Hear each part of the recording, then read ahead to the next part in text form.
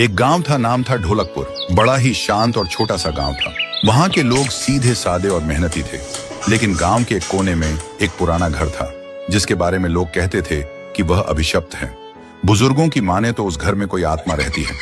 कहते हैं कई साल पहले एक औरत जिसका नाम चंपा था, इस घर में उसकी मौत हो गई।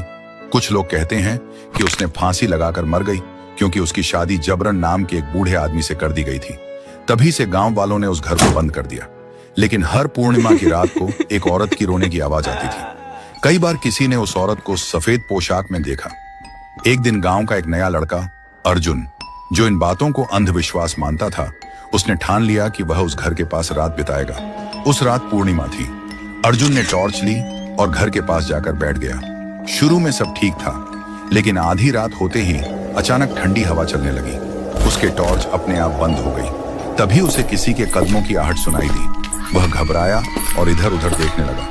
तभी उसने देखा एक भूत जो बिना कपड़ों में हवा में उड़ रही थी और उसके सामने आकर खड़ी हुई थी। उसके बाल खुले थे और चेहरा साफ नहीं दिख रहा था। अर्जुन ने कांपते हुए पूछा, कौन हो तुम? औरत ने धीरे धीरे सिर उठाया और उसने बोला, मैं चंपा हूं, मुझे मार दिया गया है। मुझे एक बुढ़े के साथ जोर जबरदस्ती करके शादी कर दिया गया था और उसे बुढ़े ने मुझे मार दिया। और अंत में कहा, मुझे न्याय चाहिए। और उसके बाद चंपा वहां से चल पड़ी। अर्जुन बेहोश हो गया और सुबह तक वह बेहोश पड़ा था। जब उसका होश आया तो देखा सुबह हो गया था। गांव वाले उसे बेहोशी देखकर उसके पास आया और पूछा कि क्या हुआ।